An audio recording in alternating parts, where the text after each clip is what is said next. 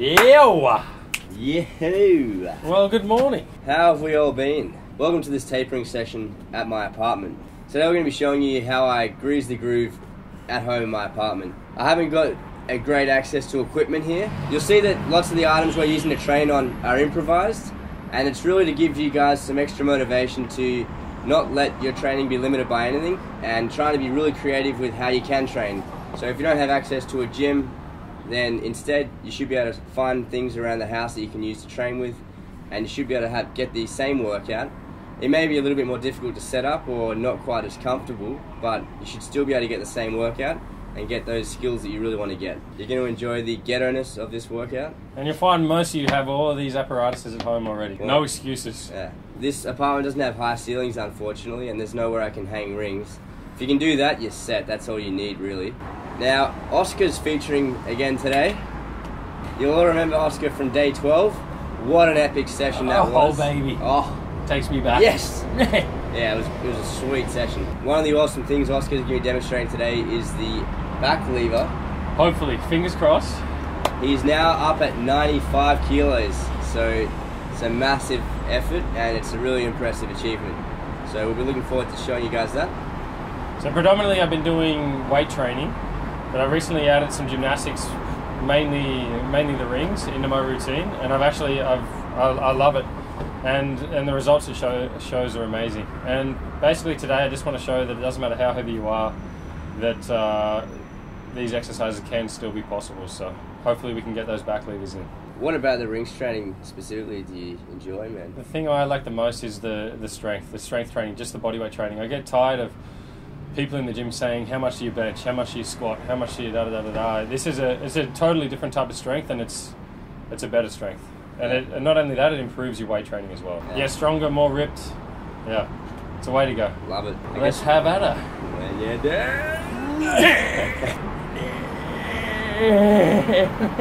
So with this grease in the groove training, at home here I do 4 exercises: handstand push-ups, planche, front lever, and one arm chin. And I train these all 4 to 6 times a day, 4 to 6 times a week, at 50 to 80% of my maximum. I generally do a warm-up once in the day, and then throughout the day I won't need to warm up again. Generally, since it's about an hour between, I still feel quite warm. Assess it for yourself, but since I'm only going at 50 to 80% as well, it's not that intense for me. It's kind of cool in the way that you become ready to sort of just bust out a one-arm chin whenever you feel like it. It's a cool way to be, right? Like, rather than needing to warm up every time you're going to do it, it's nice to be able to just be ready to do it. It just makes it more of a routine thing. It makes it less of a big deal, and you're just ready to do it whenever you want. My warm-up, generally, it's pretty light, but I'll do something like, I'm just going to show you now, I'll do a handstand, maybe a limited range of motion handstand push-up.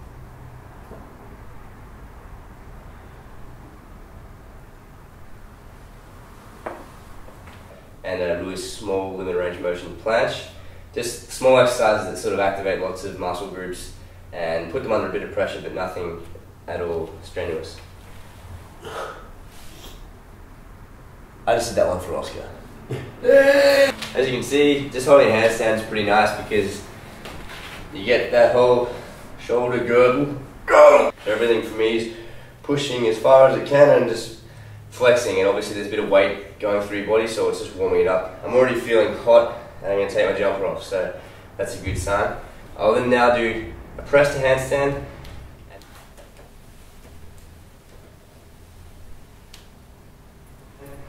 and maybe a slightly deeper handstand push-up, and then I'll feel like I'm ready to start.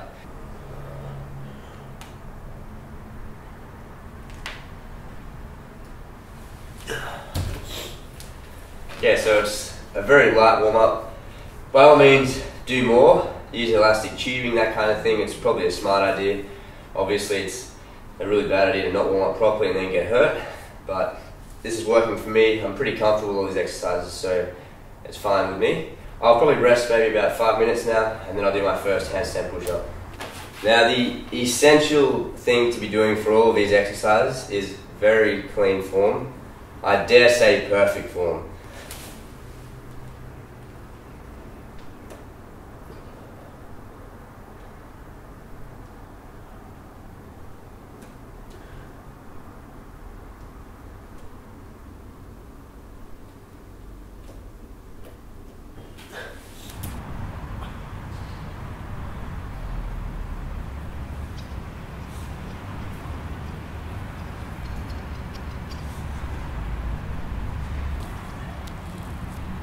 So we told you this was going to be ghetto. The best place I could find in or around my apartment was these clotheslines for one arm chin. The bar is strong enough to bear body weight, which is awesome. It's a good thickness. The height is a little bit low, but I like to use that to add the challenge that I have to do a L sit negative rather than just a hang negative. So I look at it in the positive way that it makes me work even harder. It's just at the back of my apartment, so it's pretty convenient. I can easily slip down here. I also do a small warm-up for this. I also only do this once, and then I won't for the rest of the day in general because I'll feel pretty warm. This is simply just a couple of chin-ups.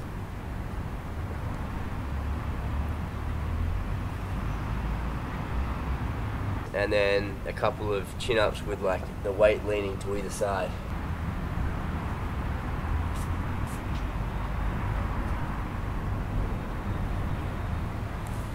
So like always with my warm-ups, I just make sure I hit the muscles that I'm going to be activating in the actual exercise, but I do it on a level that's really easy for me, and it's just a nice little sort of wake up to the muscles. It doesn't really challenge them at all.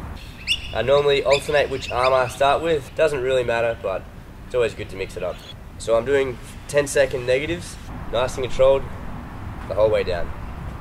I don't want to go slow here and speed up. It has to be the same speed the whole way.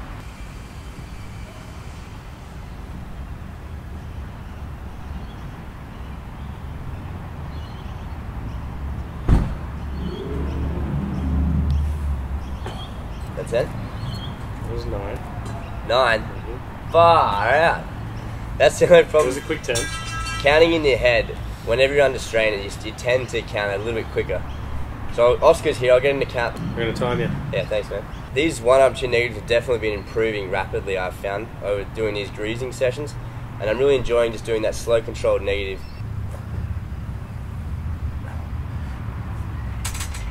1, 2, 3, 4, 5, 6, 7, 8, 9, 10.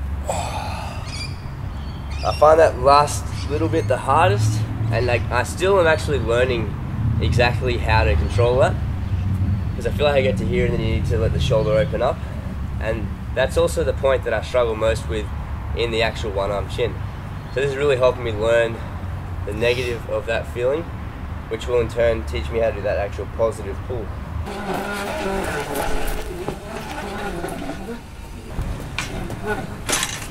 So I'm about to do a back lever for you. I weigh currently about 94, 95 kilos. But by no means am I a professional at the rings or anything like that. I've basically been picking them up and throwing them bits and pieces in with my weight training at the moment. But I basically wanted to show you that you can accomplish it even if you do weigh a little bit more. So by no means is my form perfect on the back lever, but I am trying to work on it. But either way, I do still find it a hard move. And hopefully we can... But hopefully we can knock one out. You got it, man.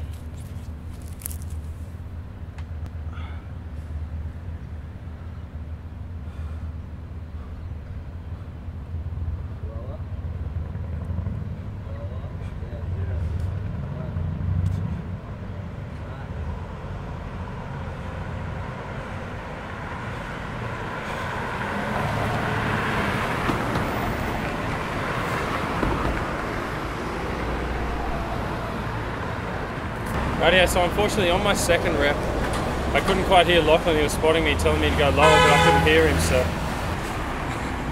I used to train with a friend in Canada, and he couldn't quite get the muscle up. I had a lot of trouble to start with as well, and he kept coming back to me. He kept saying, I don't have enough power, I don't have enough power. And one day I eventually said, listen, you don't need power, and this is what I showed him. So have a look, guys.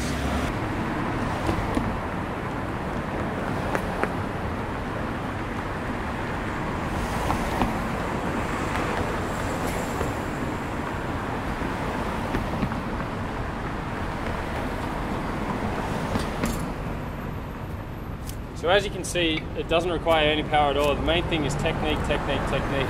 Elbows tucked in, bring it into the gym. Just a note on that is, that's exactly how you want your muscle up to look. Doing something slow and controlled means you're a master of that move. If you have to do it, moving around as quick as you can, you're not going to get as good a workout as if you do that really nice.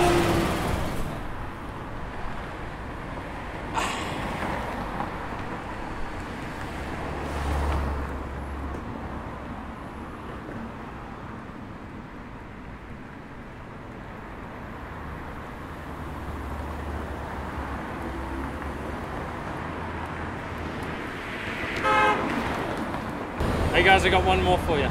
This one was taught by my good friend Klaus, coming straight out of Germany. The Assessor Kick.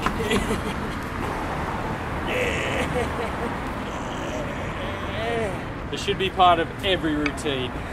So I've had to improvise on my front lever location, and I've chosen this place. It's just outside the front of my apartment door. As you can see, it's quite convenient. I've been doing a 4-second raise until I hit the roof. Unfortunately, I can't go to inverted hang because there's not really a place that I can do that. The clothesline, the beams will get in the way. So the second half of the front lever, which is from the front lever itself to the dead hang, is where I struggle the most. So I'm really focusing on that part of the front lever here, so it's still really beneficial for me. So I'm just doing a 4-second positive, hold, down 4 seconds to hang.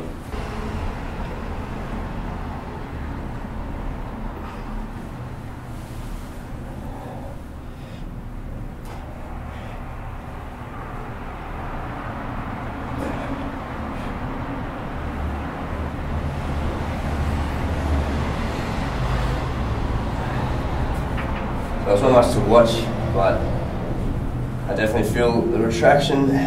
Get that body as straight as I can while still having it only about 50 to 80% of my maximal effort. I also like to superset these. So if I just did the front lever, I'll then maybe 5 minutes after do a planche, rather than having that hour gap between every single exercise. I do the same thing with the one-arm chin and the handstand push-ups.